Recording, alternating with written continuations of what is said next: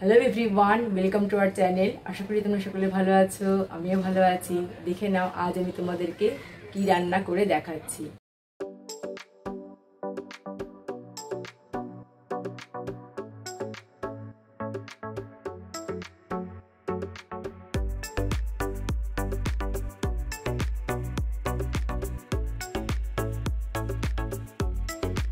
আজ তোমাদের সাথে শেয়ার করছি একটা ডেজার্ট রেসিপি। এটা হলো কালাকাঁদ। আর এই কালাকাঁদ আমি তৈরি করেছি পাউরুটি বা ব্রেড দিয়ে। সাধারণত ঘরে আমাদের দুধ আর পাউরুটি থাকে, আর এই দুটোই হলো মেন ইনগ্রেডিয়েন্টস এই কালাকাঁদ তৈরি করার জন্য। ভিডিওটা যদি তোমরা প্রথম থেকে শেষ পর্যন্ত দেখো তাহলে বুঝতে পারবে খুবই সহজ এবং কম সময়ে তৈরি হয়ে যাবে এই কালাকাঁদ। একটা কড়াই বসিয়ে দিয়েছি, কড়াইতে দিয়ে দেবো অল্প একটু জল। জলটা দিলে কি বলতো কড়াই গায়ে লেগে থাকবে না, তাই জলটা দিলাম। আর এরপরে আমি এর মধ্যে দিয়ে দেব, আগে থেকে আমি একটু দুধ ফুটিয়ে নিয়েছিলাম, সেই দুধটাই আমি নিয়ে নিচ্ছি। আর এখানে রয়েছে 1 লিটার দুধ। এবার দুধটা আমি 4 থেকে 5 মিনিট একটু নেড়ে নেব। দুধটা যখন হালকা গরম হয়ে উঠবে তখন আমি এর মধ্যে থেকে একটু দুধ নিয়ে নিচ্ছি, একটা বাটিতে দিয়ে দিচ্ছি। 2 চামচ দুধ নিয়ে নেব। এবার অ্যাড করে দিলাম কেশর বা স্যাফরন, খুব ভালো করে মিশিয়ে রেখে দিচ্ছি এক সাইডে। এবার আরও একটু দুধ আমি আরও একটা বাটিতে নিয়ে নিচ্ছি। এবার এই বাটির দুধে আমি মিক্সড করে দিচ্ছি 1 টেবিল স্পুন কাস্টার্ড পাউডার। এটা ভ্যানিলা ফ্লেভারের, খুব ভালো করে মিশিয়ে এটাকেও এক সাইড করে রেখে দিচ্ছি।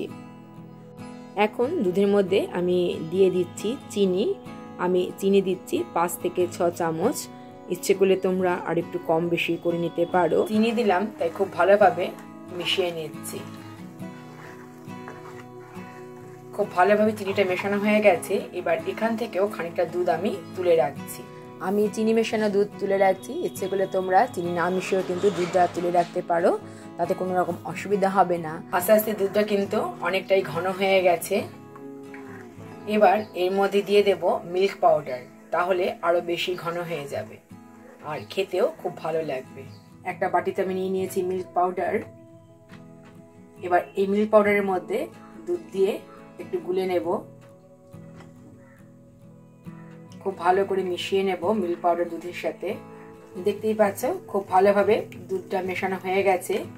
এবার মিল্ক পাউডার মেশানো দুধটা আমি দিয়ে দেব কড়াইতে।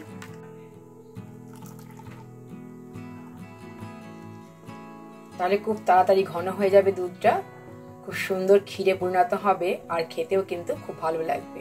এবার ভালো করে মিশিয়ে দেব। মিল্ক পাউডারের দুধ দিয়ে খুব ভালোভাবে দুধটা আমি মিশিয়ে নিয়েছি। এবার এর মধ্যে দিয়ে দেব কাস্টার্ড মেশানো দুধ।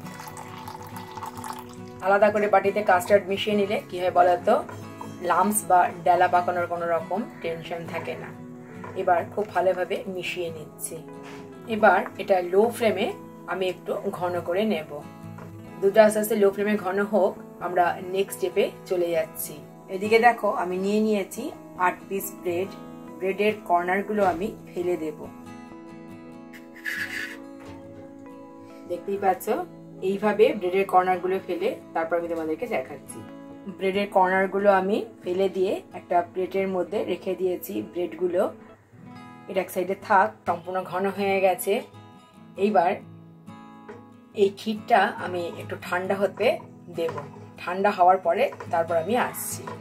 এবার যে দুধটা তুলে রেখেছিলাম তার মধ্যে কেশর মেশানো দুধটা দিয়ে দেব, ভালো করে মিশিয়ে নেব।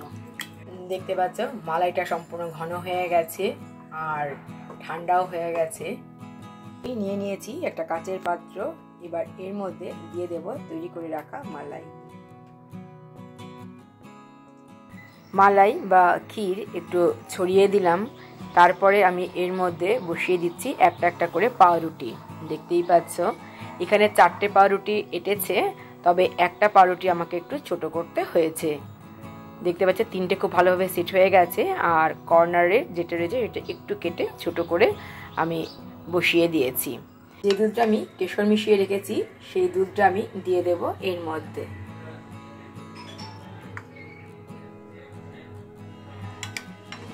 দুধটা সম্পূর্ণ অ্যাবজর্ব করে যাবে, খেতে অসাধারণ হবে, খুব সফট হবে।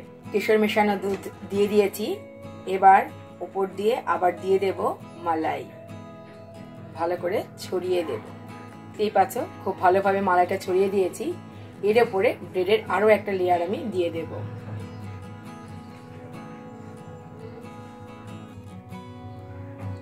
ব্রেডের আরো একটা লেয়ার দিয়ে দিয়েছি। এর মধ্যে আবার দিয়ে দেব কেশর মেশানো দুধ।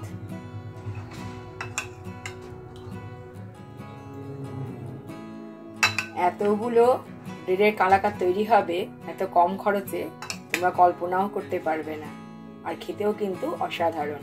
এবার আবার উপর দিয়ে দেব মালাই।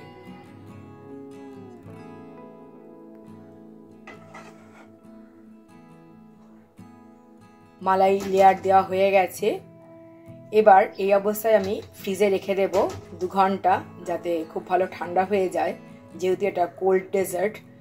এরপর আমি তোমাদেরকে দেখাচ্ছি 2 ঘন্টা পরে। চলে এলাম 2 ঘন্টা পরে। দেখতেই পাচ্ছ কত সুন্দর জমে গেছে। এবার ওপর দিয়ে গার্নিশ করে দেব আমন্ডস আর পিস্তা কুচি দিয়ে। ইচ্ছে করলে তোমরা হাতের কাছে যে সমস্ত ড্রাই ফ্রুটস থাকে সেটা দিয়েও কিন্তু দিতে পারো। দেখতেই পাচ্ছ ওপর দিয়ে গার্নিশ করে দিয়েছি আমন্ডস আর পিস্তা কুচি দিয়ে, অসাধারণ লাগছে দেখতে। এবার একটা ছুরি দিয়ে কাটছি। দেখতেই পাচ্ছ যে কত সফট হয়েছে। তাহলে তোমরা দেখতেই পেলে কত সহজেই তৈরি হয়ে গেল ব্রেডের কালাকাঁদ। আর যে সমস্ত ইনগ্রেডিয়েন্টস আমি ইউজ করেছি, যেমন কেশর বা স্যাফরন কিংবা কাস্টার্ড পাউডার বা মিল্ক পাউডার, এগুলো যে দিতেই হবে এমন কোনো কথা নেই। এগুলো না ইউজ করেও কিন্তু তৈরি করা যায়। সেক্ষেত্রে দুধের পরিমাণটা আরও একটু বেশি লাগবে। ভিডিওটা প্রথম থেকে শেষ পর্যন্ত দেখার জন্য অসংখ্য ধন্যবাদ।